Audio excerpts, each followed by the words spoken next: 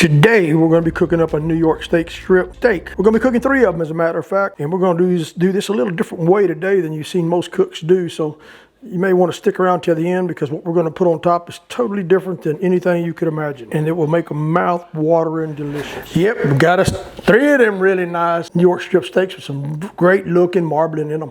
And yeah, we got to put a plug out to K-Bond 101. That's that Louisiana radio station. Got some jamming up music out there, folks. Y'all need to turn in and listen to them people over there. K-Bond 101. It's going to be the secret ingredient, and I'll tell you what it is later in the video. All right, the first thing you want to do is make sure you bring your steaks out and let them set in room temperature for a couple of hours before you start seasoning them. That way, the spices that you're going to put on top of these steaks will actually go into the meat, and the meat will absorb the flavor that you're trying to achieve once you cook these steaks. Now, these things, like I said, are probably a little over 1 inch thick, and they're really some nice steaks. I'm not going to trim any of this fat off of there because fat actually gives it flavor when it's cooking, and it protects it from being burned. Now, I like mine charred quite a bit, so we're going to be using some grill grates, and the grill grates make a difference between a bad steak and a good steak, and the way it looks is how you taste it. So the first thing we're going to put is some of the steak seasoning on here. Now, we like H-E-B stuff, and there's other brands, and I'm not getting a plug from them or giving them a plug, but I got some other stuff mixed in here too, so it's not just H-E-B. Put this stuff on pretty heavy because it's not going to really come off that well. Now, I will also mention that you may want to put you some olive oil or something like that. Now, I'm going to put some olive oil on top of this and pat it down, and then I'm going to flip over and put some olive oil and put some spice on top of that. But you want the spices to make sure that you try to keep them on the meat as long as you can. Now let me get some olive oil because I forgot to get that. Or you can actually use, what we use is called a butter flavor non-stick Crisco. Now I do like to use this, or you can use olive oil, anything of your choice. You just want something to keep the steak, the seasoning on the steak actually. And the butter that we're going to use will also make it cook a whole lot better. Now then, let's put some of this on it. You can smell it. It smells just like the label says. It says buttery flavor, non-stick, Crisco. And I'll tell you, it smells just like it, folks. Spice them up pretty good because you're going to lose some of that spicing as you're cooking them. It's going to fall off. Tap it in there. Make sure your hands are clean, of course. Flip each one of them steaks over.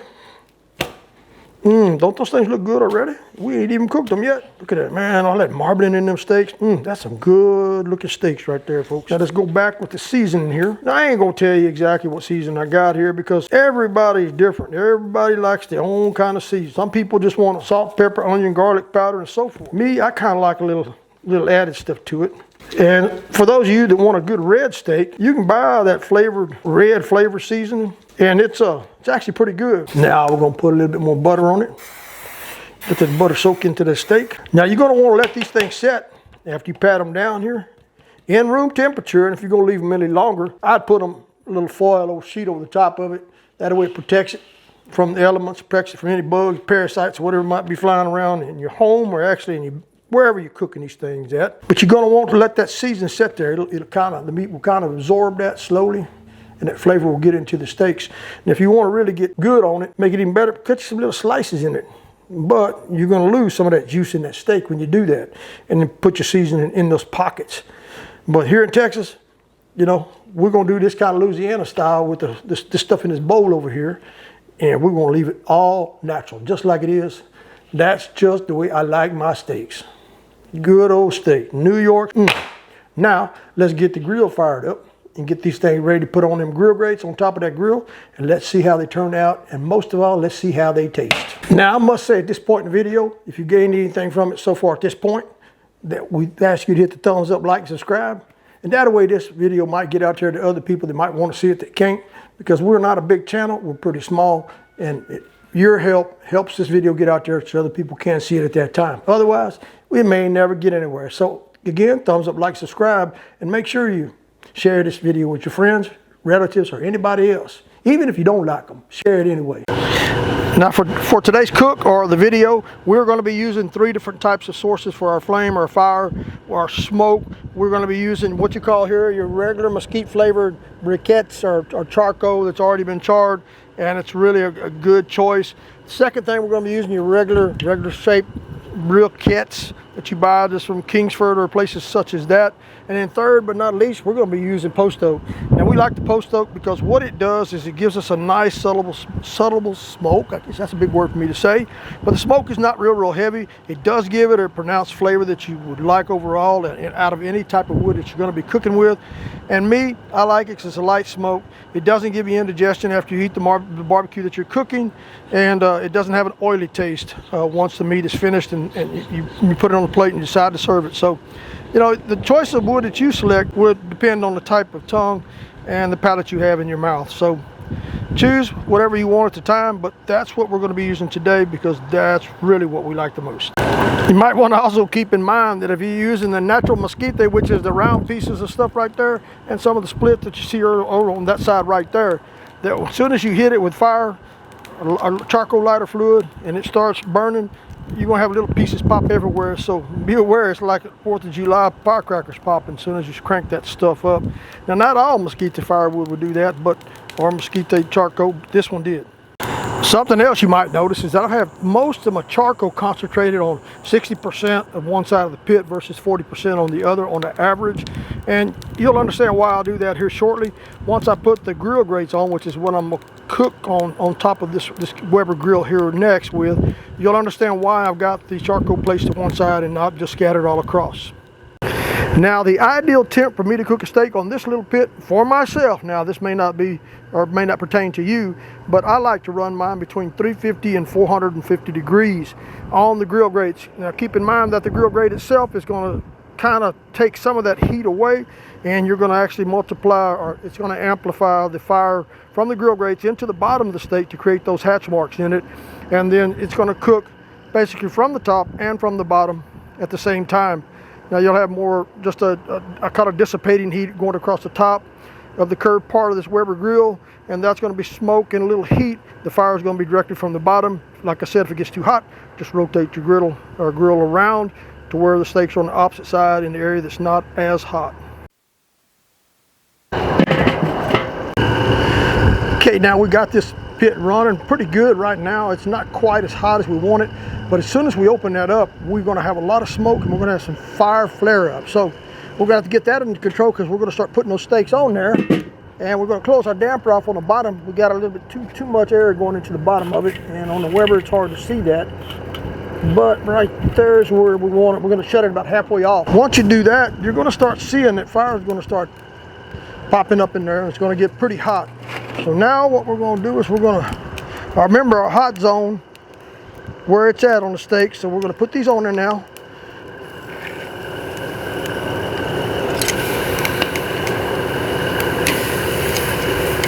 Man, look at that, look at that, look at that.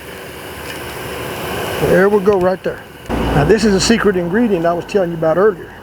We're going to stir this up a little bit. We're going to put a little bit on top of there. Now, what you see here, this is a secret ingredient. You buy this down at your local HEB or wherever you can find it at. Eat what's in the bag, keep the juice, and later on use that to put on top of your steaks as you're cooking them right at the end. It'll give it that special flavor that nobody else has and your neighbor envies you for. We don't want to put a lot right now because we know that that's got some stuff in it that's going to cause it to flare up and burn pretty quick. Now, we don't want our steaks to burn. We want them to cook. Put a little bit more right here. There we go, right there. Now, if you want to, you can use a plate press to help you with those hatch marks. But, you know, I'm not all about the hatch marks. I'm all about the flavor. To get a good flavor in a steak, we just need to cook it right. And I do want to turn this back around a little bit because I have it clocked wrong. There, we're a little hot there. There we go. Now we got directly underneath them steaks. Now we're going to close it up for a short period of time here to get the heat back down a little bit. Now, I did rotate them here about 2 minutes ago. I pulled them off the hot zone. I pulled them back over here so I could get a little bit more smoke into them. And we're going to see how they turn out there. Once we put them back around there, then we're going to, of course, flip them. Now, it only takes a matter of time with it uncovered that you're going to see flare-ups of heat. Now, I'm going to put it back on the hot zone because we're about ready to flip it. You want to make sure you have some good gloves to do that because this stuff is super, super hot right now. I do not think my gauge is working properly, but I can tell by cooking. Okay, now we're going to flip them, and we're going to change the orientation of them. And we're going to put this one here in the middle. We're going to put this one down here, and we're going to put this one over here. See them hatches in there? That's because of the grill grates. If you've never cooked with grill grates, you better get you some of that. Them grill grates really turn your steak on high. Want to see how they turn out at the end? Make sure you hit the thumbs up, like, subscribe, and subscribe to the 956 Studio, and also Simply Videos 3910 for our cooking channel. Nothing but goodness comes out of it. Now we're going to put us a little more of this special stuff on here before it starts flaming up worse than what it already is. And this is what makes them yummy, yummy, folks, right there. That's some good stuff. Now we're going to cover them back up and let them continue to cook.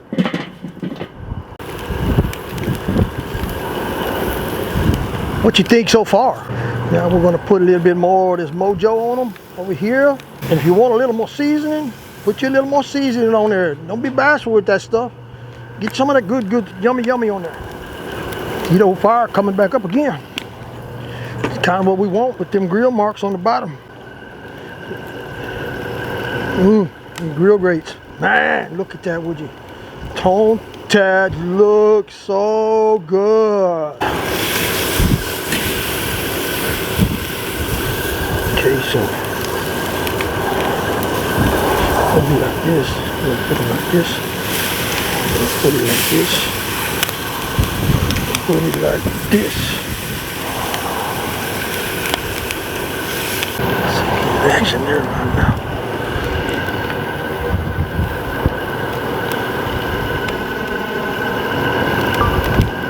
Ooh, got some good action there right now. 1 inch, 1.25 inches thick. Nice grill grate marks on them. Tender to the bone.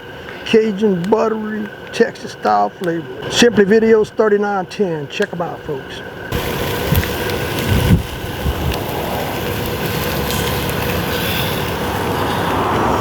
I'm getting into the good part of the action right now. This is the best part of the steak cooking. One more time, put some more of this juicy on it. Yeah, there we go. Folks, man, you just don't know what you're missing. Now let's check the bottom of this one right here. Oh, let's kind of flip it this way a little bit. Kind of flip it this way a little bit. Kind of flip it this way a little bit. I don't care about them hatch marks. I just care to know I want a good tasting, medium, well done steak. And that's what we're going to have right yonder.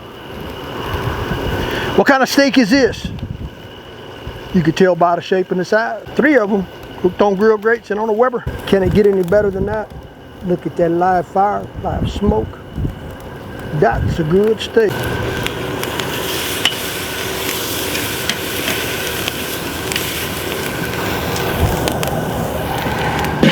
Oh, now this here looks like it's gonna be a good medium done steak.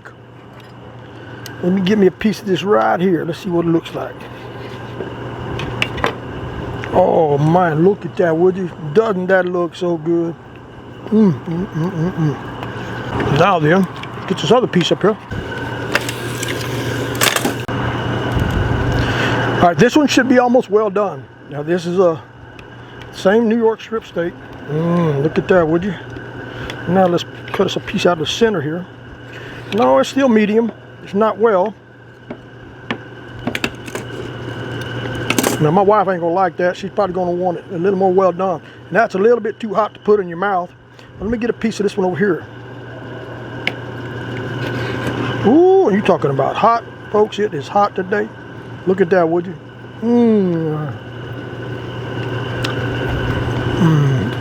It's so good. You got to try that, folks.